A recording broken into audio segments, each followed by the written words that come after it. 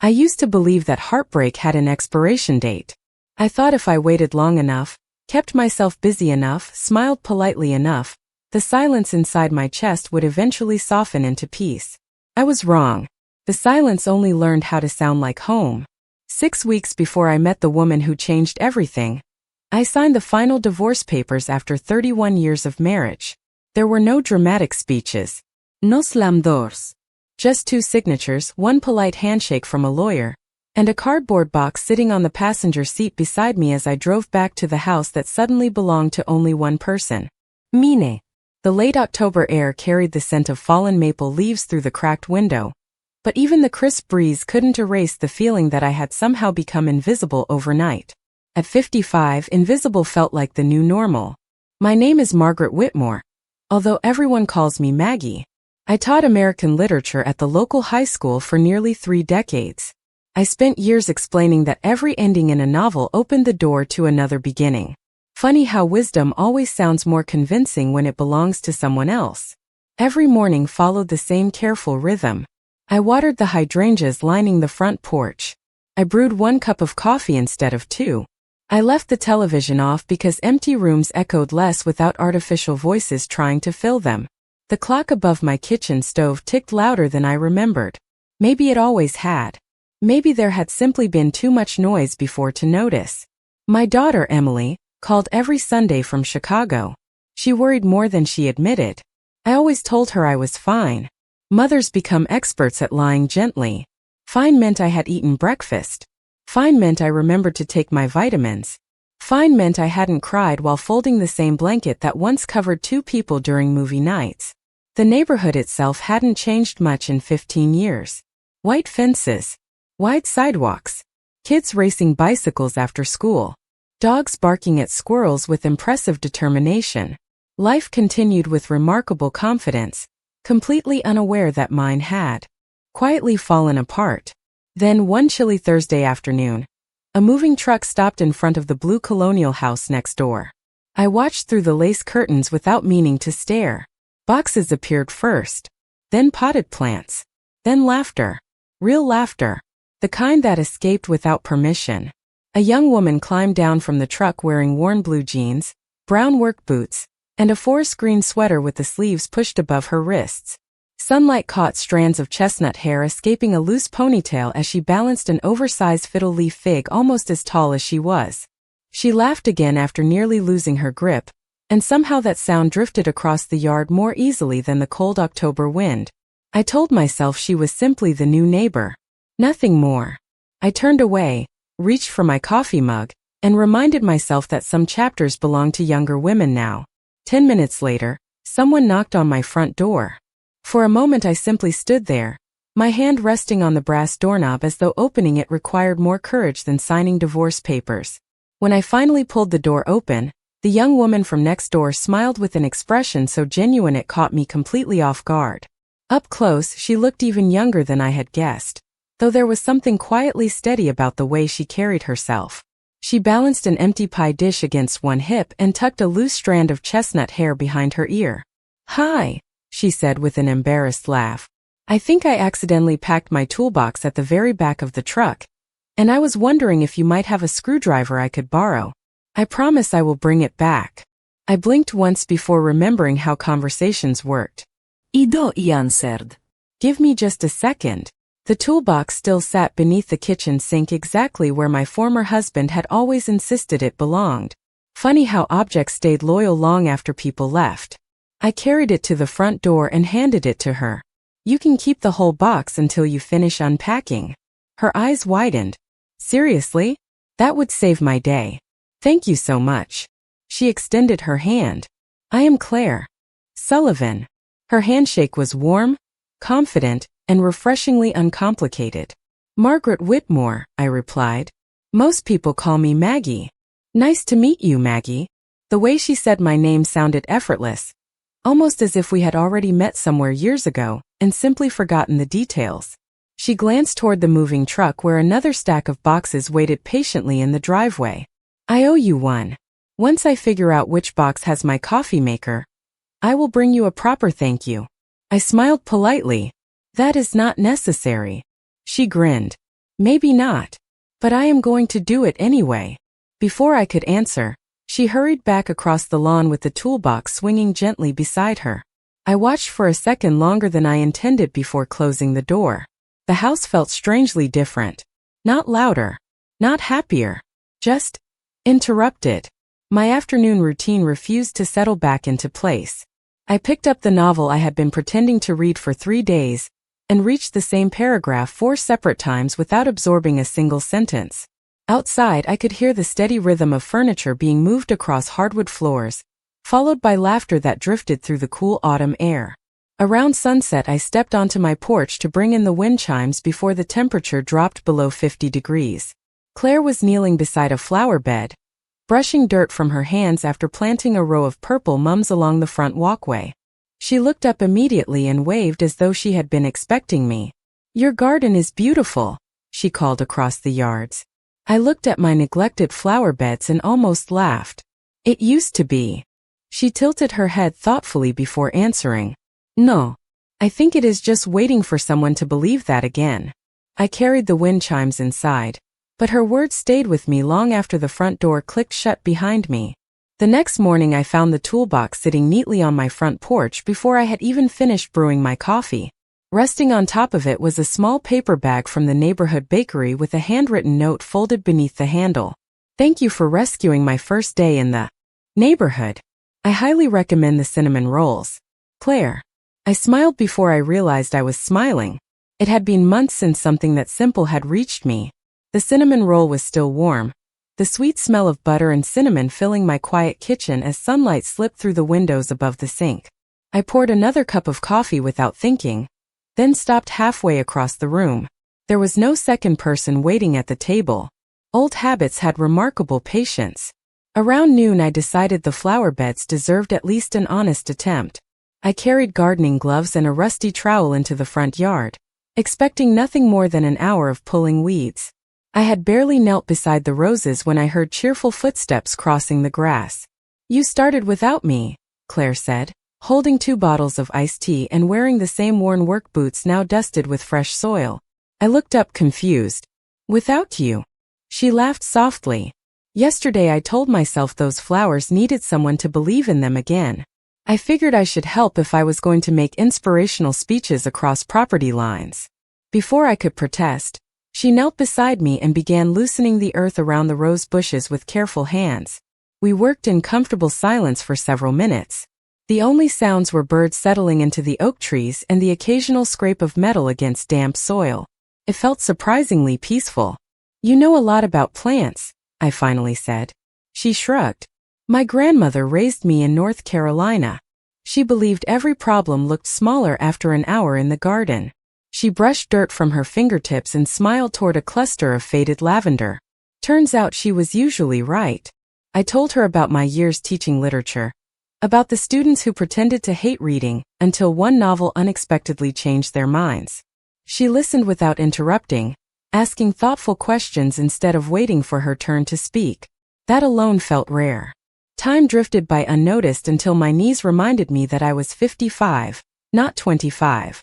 Claire stood first and offered me her hand. I hesitated only a second before accepting it. Her grip was steady, gentle, and entirely ordinary, yet something about the simple kindness lingered longer than it should have. As I dusted the dirt from my jeans, she stepped back to admire the flower bed. Tiny patches of color had begun to appear where weeds had been only an hour earlier. "See," she said with an easy smile. "Sometimes things are not dying. They are just waiting for someone to make room for them to bloom again." I looked at the roses, then at the quiet street glowing beneath the golden afternoon sun, and for the first time since the divorce, I caught myself wondering whether she was talking only about the garden. 3 days later, the weather forecast warned that the first major autumn storm would arrive before sunset, but I underestimated both the forecast and the wind. By late afternoon, the sky had turned the color of weathered slate, and the maple trees lining our street bent low as powerful gusts swept leaves across the sidewalks in swirling waves. I had just finished carrying the last flower pot into the garage when the porch light flickered twice before the entire neighborhood disappeared into darkness. The silence that followed always felt strangely louder than the storm itself. I found the flashlight in the kitchen drawer, and lit 2 vanilla candles before the house settled into unfamiliar shadows. The rain struck the windows in steady sheets, blurring the outside world until every house across the street dissolved behind silver curtains of water. I wrapped a cardigan around my shoulders and stood near the front window, watching branches sway against the gray sky. A sudden knock interrupted the rhythm of the rain. When I opened the door, Claire stood beneath a bright yellow rain jacket, droplets clinging to loose strands of chestnut hair that had escaped her hood. She held a small camping lantern in one hand and smiled with an apologetic shrug. I hope I am not interrupting anything. My power is out too, and I realize my phone is almost dead. Would you mind if I charged it here whenever the electricity comes back? I figured it would be less lonely waiting together than sitting in separate dark houses. I glanced toward the empty living room behind me, then back at her hopeful expression. I was just keeping 2 candles company, I said. You are welcome to join us. She laughed, and somehow the room felt brighter before she even stepped inside.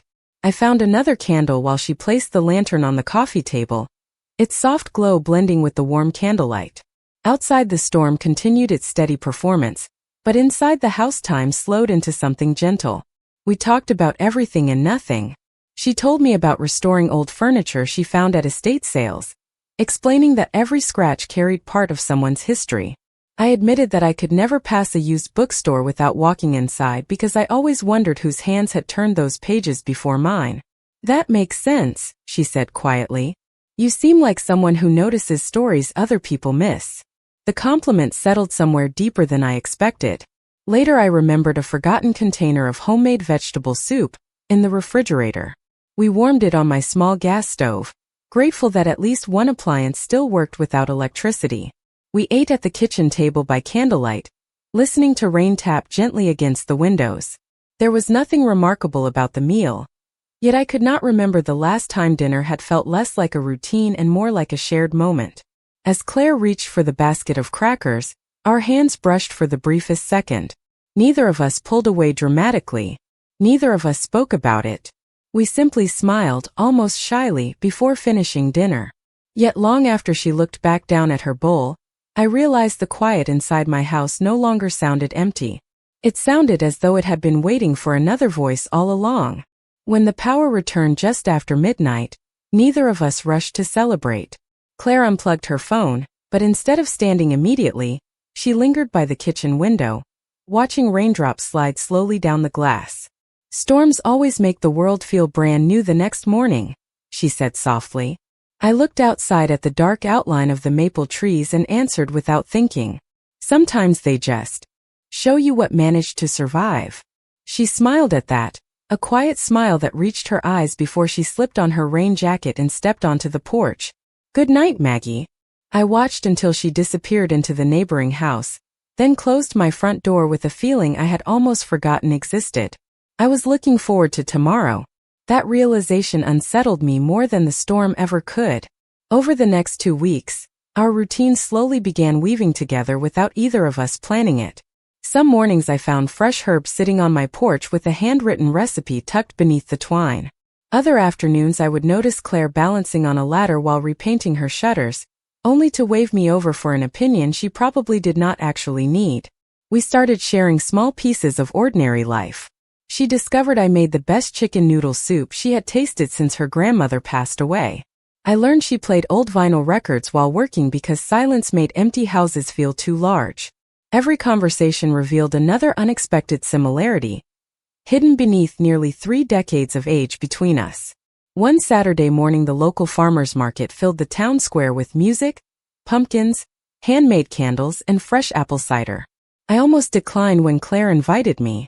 Old habit still whispered that weekends belonged to younger people finding adventure, not women rebuilding themselves after 50. Somehow she convinced me anyway. We wandered slowly between booths, sampling local honey and laughing over oddly shaped squash that looked more like modern art than vegetables. At one stand, an elderly couple sold handmade quilts together. The husband carefully straightened the corners while his wife greeted every customer with the same bright smile. Claire noticed me watching them. They look happy, she said. They look comfortable, I answered. There is a difference. She turned toward me with surprising seriousness. Do you think comfort is less valuable? I considered the question longer than expected. No, I admitted quietly. I think comfort becomes precious after life teaches you how rare it really is. She nodded but did not say anything else. We continued walking side by side beneath rows of golden trees, our shoulders occasionally drifting close enough that I became strangely aware of the small space between us without ever wanting to close it. That evening I caught my reflection in the hallway mirror while hanging my coat. My smile appeared before I could stop it. It looked unfamiliar, softer somehow, like an old photograph slowly recovering its color after years tucked inside a forgotten drawer. Then my phone buzzed on the kitchen counter. It was Emily. Her voice sounded cheerful at first, but before we finished talking she mentioned something that made my heartbeat pause. "Mom," she said casually, "I forgot to ask. Have you met the woman who bought the Wilson house next door yet? I think I might know her." For a long moment I forgot how to answer my own daughter. I leaned against the kitchen counter, staring through the window where the last golden leaves drifted across the backyard. "What makes you ask that?" I said as calmly as I could. Emily laughed softly. "Because I met her once at a design conference in Chicago about 2 years ago. We only talked for a few minutes, but she helped me after one of my presentation boards collapsed. I never forgot how kind she was." My shoulders relaxed just enough to breathe again. "That is all." "That is all," Emily replied. "Why? Did she paint your fence pink or something?" I smiled despite myself. "No. She just seems very thoughtful." Emily grew quiet for a second before speaking again. "Mom, I am glad someone thoughtful lives next door now." After we hung up, I stood in the kitchen much longer than necessary. Relief washed over me, but another feeling quietly settled beside it. Curiosity. The following afternoon I found Claire sitting on her front porch, sketchbook balanced across her knees while a golden retriever from 2 houses down rested happily at her feet. She looked up the moment she noticed me carrying a grocery bag. "Perfect timing," she called.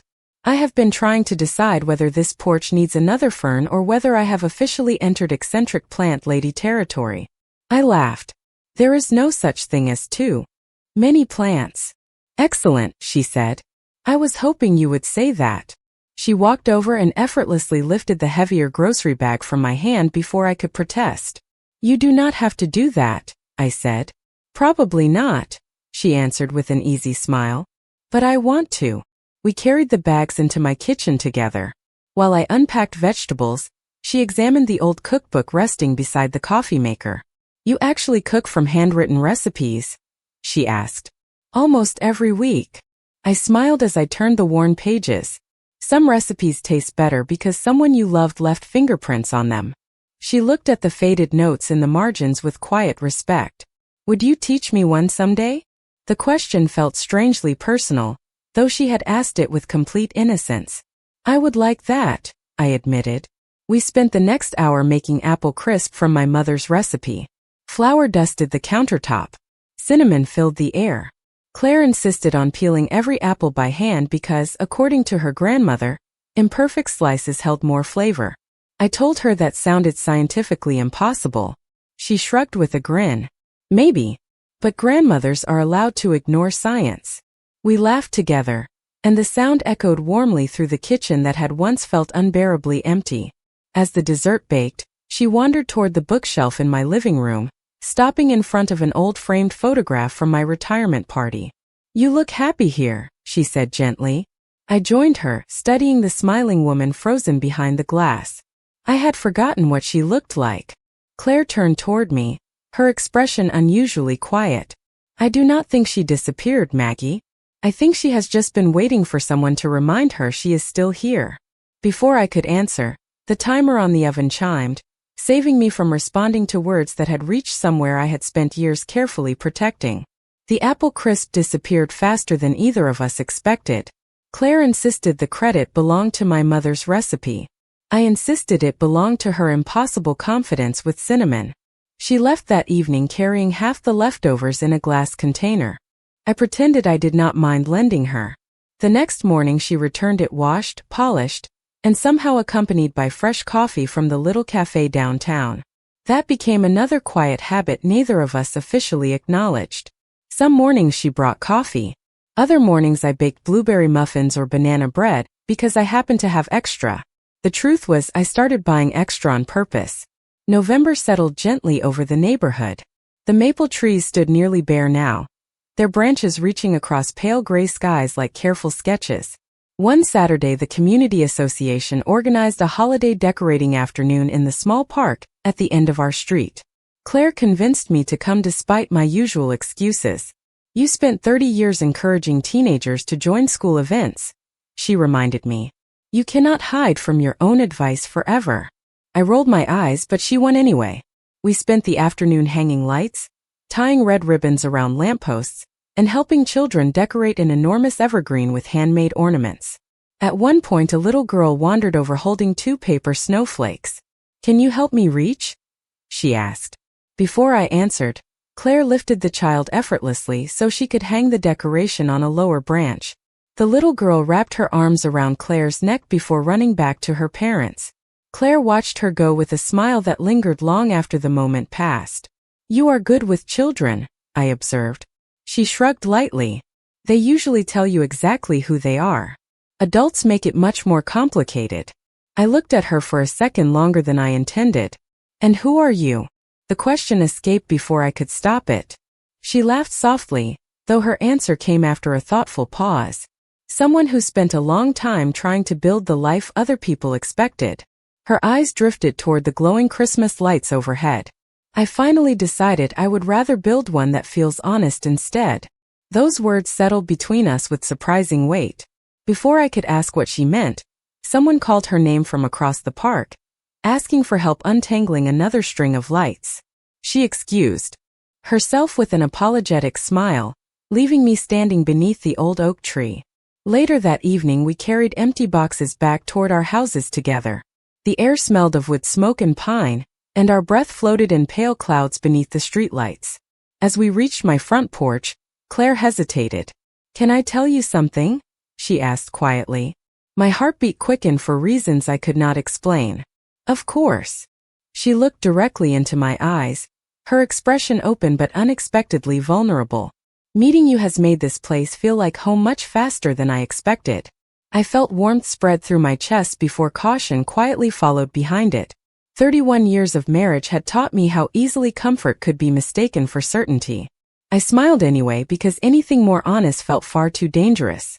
After she walked next door, I remained on the porch listening to the wind move through the bare branches. Then I noticed a black sedan parked across the street. The engine was off, but someone remained inside, watching the neighborhood through the windshield before slowly driving away. The image of that black sedan lingered in my thoughts far longer than it should have. By the next morning, I had almost convinced myself it belonged to a delivery driver checking an address, or someone waiting for a family member. Life had taught me that lonely people often invented mysteries simply because uncertainty felt easier than hope. I tried to return to my routine, but something inside me had shifted. Every time I reached the kitchen window, my eyes drifted toward Claire's house before I realized what I was doing. Around lunchtime, I noticed her loading several large storage boxes into the back of her SUV. A knot formed quietly in my stomach. I stood on my porch pretending to sweep away leaves until she noticed me. "Good timing," she called with her usual easy smile. "Would you mind helping me carry one more box? It is heavier than it looks." I crossed the lawn without hesitation. The box was filled with framed photographs and old design samples.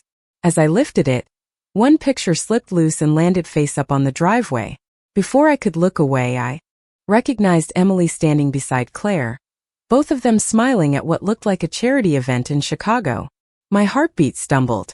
Claire quickly picked up the photograph, her smile fading for the first time since I had known her. "Maggie," she began carefully. "You know my daughter."